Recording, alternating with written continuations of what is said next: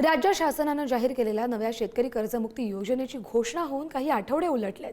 मात्र लातूर जिल्ह्यातील हजारो शेतकरी अद्यापही प्रत्यक्ष लाभाच्या प्रतीक्षेत आहेत.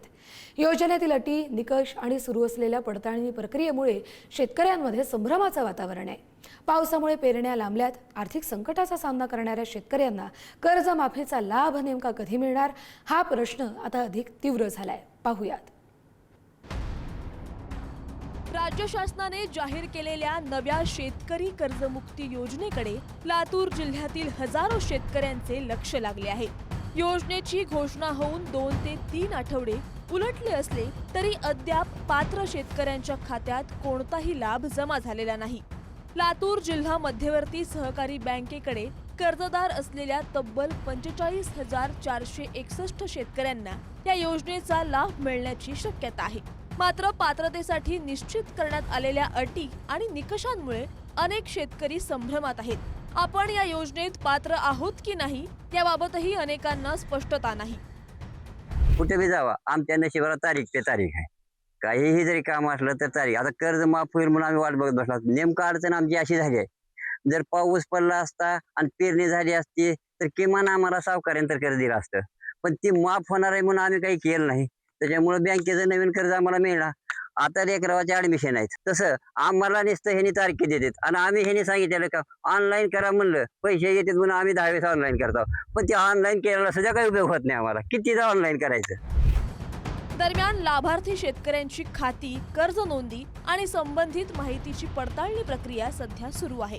जिल्ह्यातील सुमारे 75% अधिक काम पूर्ण झाल्याची माहिती समोर येत आहे. अंतिम यादी तयार करण्याचे कामही युद्ध पातळीवर सुरू असल्याचं सांगितलं जात आहे.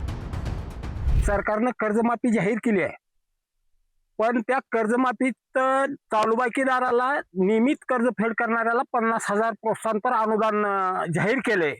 पण त्याच्यात एक खुट्टी अशी मारली आहे की साल संपाच्या आधी, म्हणजे साल संपाचा आहे 26-27 ज्यानं चालू बाकी राहील त्याला देणार आहेत. म्हणजे ती चाल ढकलपणा आहे. नियमित कर्जफेड करणाऱ्या शेतकऱ्यासाठी जी जाचक 8 पुढी 26-27 ठेवली, 27 वस्तू ठेवली आहे, ते 8 रहित करावं. अंतिम यादी जाहीर झाल्यानंतरच कोणत्या शेतकऱ्यांना कर्जमाफीचा लाभ मिळणार याचे चित्र स्पष्ट होणार आहे. मात्र यंदाच्या हंगामात पावसामुळे पेरण्या लांबल्याने आणि शेती खर्च वाढल्याने अनेक शेतकरी आर्थिक अडचणीत सापडले. स्वतः मुख्यमंत्री या ठिकाणी लातूरला आले, त्यांनी पाहणी केली. मला तर वाटतं का, आम्हाला वाटलं त्यांनी 17,500 रुपये जाहीर केले आणि सांगितलं कोरा कोरा कोरा कोरा 7 करता. कशाचा कोरा आणि कशाचा टोरा असला लबाड मुख्यमंत्री आता बसतो मी कवा सुद्धा बघितला नाही. त्याने कोरा केला नाही, फोरा केला नाही, देतो म्हणलेलं बी दिलं नाही. आता बघा, इकडं आड आणि इकडं हिर, इकडं पाऊस पडना, इकडं सावकाराचं कर्ज वाढायलंय. कुठली बँक आम्हाला कर्ज द्यायला तयार नाही. त्यामुळे कर्जमाफीची प्रक्रिया आणखी विलंब न लावता पूर्ण करावी आणि पात्र शेतकऱ्यांच्या खात्यात तातडीने लाभ जमा करावा अशी मागणी आता जिल्हाभरातून होत आहे. सरकारच्या पुढील निर्णयाकडे आणि अंतिम लाभार्थी यादीकडे हजारो शेतकऱ्यांचं लक्ष लागलं आहे. लबाडच आहोत पण जेवल्याशिवाय काय खरंय.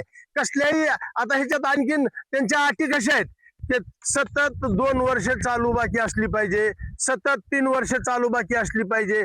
त्या अटी आणि शर्ती एवढ्या लावल्यात या सरकारनं की त्याच्यातले शेतकरी 90% गळालेच पाहिजेत. ही धोरणं आहे, ही नीती आहे सरकारची. शेतकऱ्यांच्या बाबतीमध्ये सरकारची नीती हे सपशेल कुचकामी ठरलेली आहे आणि हे सरकार शेतकऱ्यांच्या विरोधामध्ये आहे, हे सिद्ध झालेलं आहे. कर्जमाफीची घोषणा झाल्यानंतर शेतकऱ्यांच्या अपेक्षा उंचावल्यात. मात्र प्रत्यक्ष लाभ मिळेपर्यंत ही प्रतीक्षा कायम राहणार आहे.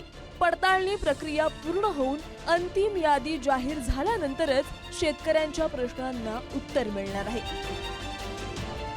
श्रीराम जाधव, पुढारी न्यूज, लातूर.